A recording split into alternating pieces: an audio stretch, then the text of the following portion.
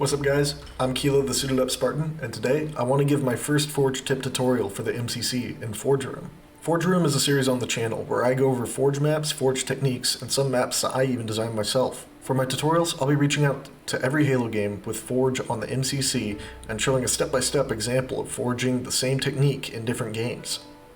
The objective of this episode will be scatter terrain, more specifically, building scatter terrain. Now, what is scatter terrain? Scatter terrain is a common term used in tabletop games like Dungeons & Dragons and Warhammer to indicate terrain that exists to either break line of sight or create an obstacle for players to go over or around, but can also be used to the player's advantage. The type of building we'll be creating are intended to be line of sight breaks, obstacles, and control the flow of a multiplayer map while maintaining a minimal cost to the Forge budget. I recommend this technique for big team battle maps and some urban maps you may be making. Without further delay, let's dive in. The first building we'll be making is what I call the cereal box. I hope it's obvious why I call it this. My method for creating it is extremely simple. I just use 4x4 tall blocks and stack them 2 wide and 2 tall. After that, I may add something extra like a door or a wall single to make it look like a locked door, some railing on top, a 1x1 block with an antenna attached to it. This exact technique works the same on Halo Reach, Halo 4, and Halo 2 Anniversary. However, in Halo 3, since the only map with blocks is Sandbox, you may need to sacrifice some immersion for practicality, unless you want to spend some extra Forge bucks to spruce it up a little. The second building I'm going to be making is called the L House. For big team battle, it's important to offer lots of cover options for infantry to move between, so they don't get constantly massacred by vehicles for being stuck out in the open. The L House is a basic form intended to accommodate that. Yeah, you could use the pre-made structure buildings for Forge, but if you wanted to do that, you wouldn't be watching this. The L House makes use of 4 4x4 talls, 9 wall doubles, 3 wall singles, 2 doors, a small ramp, a 1x5 flat, and a medium bridge. Now that can fluctuate depending on how you want to customize this. Remember, this building is a template. This isn't going to be the way it is every time you forge it. Another important thing is I use coordinate editing for all of my Forge builds. I highly recommend it if you don't use it already. It just allows for smoother Forge design and better alignment. To start, you want to take 2 4x4 talls and butt them against each other with only 0.3 sticking above the ground. From there, add several wall doubles wrapping around the 4x4s like shown. After that, you're going to want to put another 4x4 tall against this 4x4 tall, but make sure it's level with the top of the double wall. Then you're going to want to stack a double wall on each of the existing double walls on the corner of the 4x4 platform. Now you can place the ramp and the 1x5 flat in the corner like this, bridging across the opening. Next, place the last few wall doubles on top of the third platform. If you want, you could go for more of a balcony design too. You can remove the wall doubles and shift back the doorway.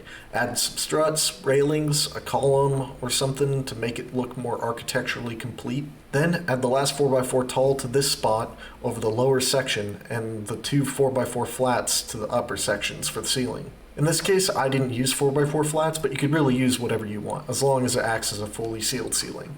That is the end of the base design. Similar to the cereal box, Halo 3 is the odd one out, and you'll have to get a little creative with the ramp, block dimensions, and doorways, especially since it doesn't have coordinate editing. If you wanted to spruce this building up, you could add antennas, lights, crates, or even a teleporter for roof access. Or you could make it an invasion spawn room with one-way doors and a spawn point. Moving on to my third design, the Archway. The Archway is more of a scenery piece than a building, but it serves the purpose of a scatter terrain building, while also offering fast movement for infantry to escape vehicles. The Archway consists of 6 2x2 talls, 3 2x4 blocks, 4 struts, 10 columns, 2 cover glasses, 2 railing mediums, and 6 ramp shorts. Once again, this fluctuates. I may not even use the cover glasses if I'm being honest. It starts off with stacking the 2x2 talls on top of one another, then making space for a 2x4 block to fit between them. From there, add a double column to each corner of the 2x2s, and put the last 2 2x4s on top of them. Then, attach the upper ramps to each side of the archway. Once it's attached, add a 2x2 tall to the bottom of it, and flank each side with the final ramps. Depending on how deep in the ground your archway is, you may need a bigger ramp, or supplementing inclines to make contact with the ground. After that, add struts to the 2x2 talls for beauty points. I personally do this so I can color coordinate each side to indicate which side of the field the player is facing. Now for the final touches. Add the railings to the 2x2 talls at the medium point of the ramps. Congrats, you've completed the archway. Now I know the archway seems pretty pricey on the budget and a little bit big for scale, but there's a reason I've included it. It's simple enough design that the ramp can be extended in any way you want to accommodate for the map size or shortened. You can make it 2 units wide, 4 units wide, a whopping 24 units wide, 1 unit tall, 20 units tall, who cares? It's your oyster.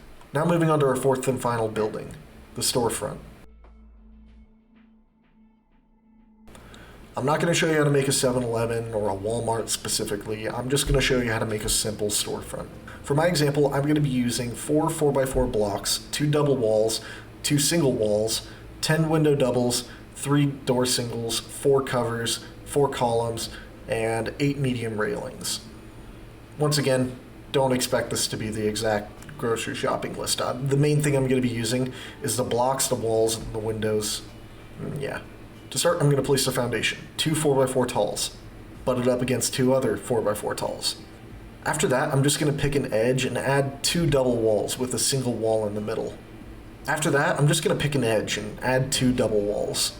Then I'm going to move exactly 2 units forward, and on the opposite edges, place 1 wall single each. From there, I'm going to add 3 of my window doubles going out and cut 90 degrees, placing the last 2 window doubles. Now, I could place my doorways here, but they seem a little wide, so I'm going to add some 1x2 flats to kind of make it a little bit narrower, kind of more reminiscent of an actual storefront. Now, I'm going to place my doorways. Then I'm going to take more 1x2 flats, and I'm going to place them vertically, except long ways. And they're going to act almost like more or less as our shelving. And then for the shelves themselves, I'm going to use railing medium, since they're the exact length of the 1x2 flats. Then I'm going to use railings in the decorative section to also make the counter. I didn't include the counter in this video because really you can put it wherever you want, but it's not that difficult. Just turn a railing 90 degrees and place it, and you kind of have a counter. I didn't mention the roof option for this because I want to leave it to you.